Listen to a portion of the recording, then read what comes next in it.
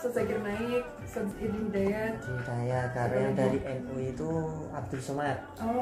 Buya Yahya itu saya suka. Buya Yahya itu paling yang lucu kan Abdul Somad. Ya saya tak belian itu yang Abdul Somadnya saya ambil yang Abdul Somad. Abdul Somadnya sudah terkenal kan.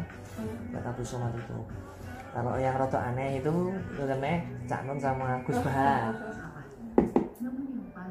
Beda-beda ya Mas secara dakwah juga. And as far as I can see, I just need privacy. Plus a whole lot of tree, fuck all this money.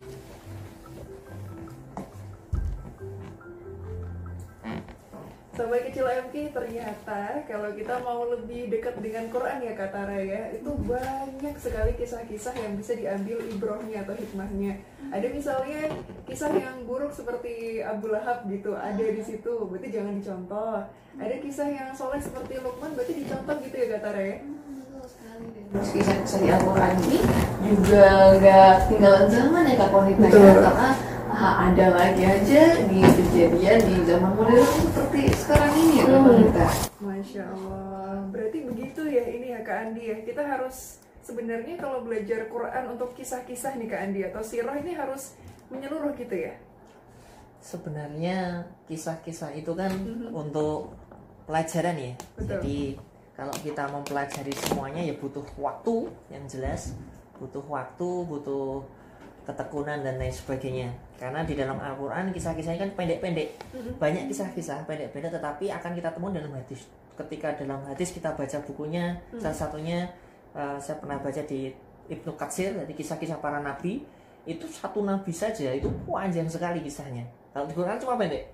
Ketika kita baca itu panjang sekali. Tapi kalau untuk anak-anak mereka akan bosan. Nanti buku-buku yang mungkin cerita-cerita pendek yang singkat-singkat itu yang mungkin tetap menarik bagi anak-anak, dan suara-suara ada suaranya. Sekarang udah ada model video dan lain sebagainya. Nah kita tetap kalau bisa sebagai orang tua ya tetap, kalau saya ingat sekali yang mungkin kalau ada orang tua di sini yang mendengarkan, berikan anak-anak kita kisah sejak kecil. Jadi ceritakan anak-anak kisah yang baik-baik gak apa-apa. Asalnya ada Quran, ada yang kisah lainnya nggak apa-apa. Tapi sebisa mungkin kita memberitahu. Jadi memberitahu ketika kita misalnya menceritakan dongeng ataupun lain sebagainya, kita memberitahu ini seperti ini, jangan sampai dianggap sebagai kenyataan. Kalau di PPM sendiri sudah berfokus kepada kisah, jadi kita memakai dalil dan kemudian memakai sesuatu yang sudah kita pelajari terlebih dahulu kebenarannya, agar menjadi benar-benar menjadi ibroh bagi anak-anak, karena memang ini dari Al-Quran kisah ini. Kalau untuk variasi-variasinya bisa sesuai dengan orang tua sendiri. Baik, seperti itu memang sahabat kecil MK. Pokoknya dimulai dulu ya untuk lebih banyak membaca tadi ya.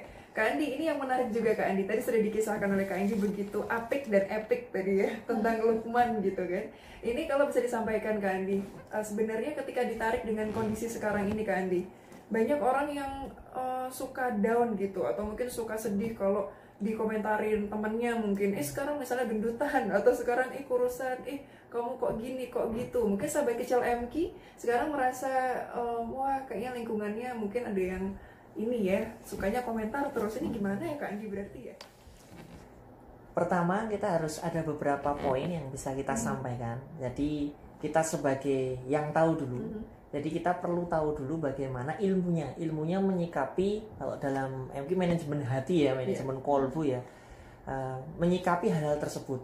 Ketika kita membaca hal ini, salah satu ketika kisah ini kita sampaikan, kemudian kita berikan hikmah itu apa? Ibroh dari kisah tadi, otomatis kita sudah berpikir. Ketika ada orang yang saya sudah berbuat baik, contoh saja saya pernah melakukan perbuatan waktu itu, mengingatkan orang di sebuah grup. Jadi ada sebuah grup yang saya punyai, saya ingatkan kebaikan-kebaikan di sana. Ketika saya mengingatkan kebaikan, ada yang nggak suka. Ini kebaikan loh, nggak suka. Jadi kebaikan itu yang saya ingatkan waktu itu, jangan berkata kotor. Jadi jangan berkata kotor. Ketika saya mengatakan jangan berkata kotor, dia bilang, ya misukir apa-apa, berkata kotor itu nggak apa-apa. Bahasa dia, nek aku teman badminton ya, teman badminton, nek aku nggak misuh, aku raiso semangat, aku raiso apik misui. Bahasa Jawanya, bahasa Indonesia, saya nggak bisa semangat, saya nggak bisa bagus nampleknya. Seperti itu. Bahkan luar biasanya di situ. Jadi kalau kita dakwah, misalnya saya dakwah di teman-teman yang sudah baik ya, di grup motivasi, saya punya grup motivasi, ada grup yang lainnya. Di grup motivasi saya berdakwah isinya nek nggak diem jempol baik bagus ya, itu biasa sekali bagi saya. Ya biasa karena isinya orang-orang baik. Tapi ketika kita di grup yang lainnya ini masya Allah kita komen baik loh, ini baik loh, dia mungkin masya Allah kata-katanya mungkin nggak nginakkan kita balasannya. Ada balasannya boro-boro sih, balasannya malah membalikkan ke kita, jangan bawa agama misalnya seperti itu, jangan di grup ini dan lain sebagainya. Karena kita mengingatkan kebaikan yang di dalam agama manapun itu ada. Di dalam agama manapun itu ada kebaikan itu ada. Kita mengingatkan. Nah, di situ kita perlu legowo ketika kita menyampaikan kebaikan atau kita berbuat baik, pasti akan ada yang mencela. Kalau kita nggak mau dicela, ya udah diem aja, yuk di dekat kuburan itu ya sudah buat tenda di sana. Insya Allah nggak ada yang nyela. Tetapi karena kita ini namanya kita sudah hidup, maka pasti ketika kita berbuat sesuatu baik saja dicela, apalagi yang buruk patokannya itu. Tetapi yakinlah kebaikan yang kita lakukan itu pasti Allah lihat dan pasti akan mendapatkan balasannya. Ingat, balasan bukan dari manusia, tapi dari Allah. Itu sudah lebih dari cukup untuk kita mendengar netizen yang banyak sekali itu. Yang baik diambil, yang buruk dibuang. Nah, prinsip Jepangnya kaizen seperti itu, Mbak. Baik diambil, buruk dibuang. Apa, Mbak? Baik diambil, buruk dibuang. Cuma itu aja kuncinya. Itu sampai kecil aja ya. Betul. Kalau misalnya ada memang kata-kata yang kurang mengenakan ya Kak Andi ya, tutup telinga aja gitu ya. Nggak harus tutup telinga. Jangan tutup telinga. Jadi seperti yang kita samakan tadi sebelum on air tadi diskusi. Jadi ketika ada yang mencela kita, itu Allah pasti punya hikmah dari orang yang mencela tadi. Jadi ada orang nyela nih, ada orang nyela kita. Dia kok nyela teriak kita terus, ngasih tahu keburukan kita terus. Lah ini biasanya kalau orang baik kan jarang ngasih tahu keburukan, kita ngomongnya baik-baik terus. Jarang keburukan sampai dalam, sampai hati kita ini jadi nusuk gitu. Nusuk. Nah, bahasanya nusuk, sakitnya tuh di sini ya kalau lagu ya. Itu jarang, orang baik jarang seperti itu. Kita bisa dapatnya dari mana? Dari para pencela.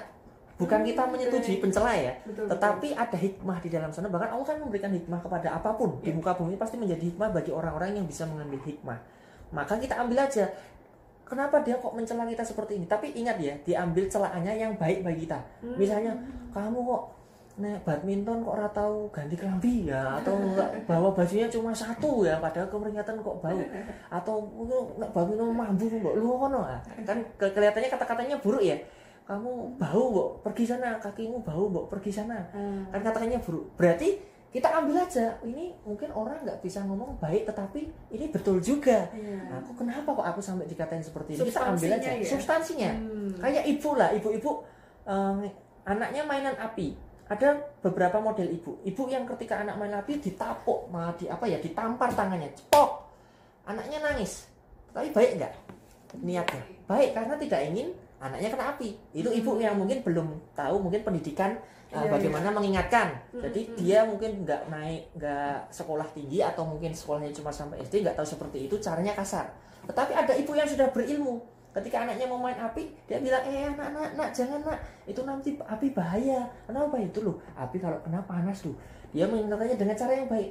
Niatnya sama, tetapi perlakuannya berbeda. Ketika kita mendapatkan pencela seperti itu, kita ambil aja kebaikannya apa. Tapi kalau itu keburukan, ya sudah seperti kata mbaknya tadi, baru ditinggalkan.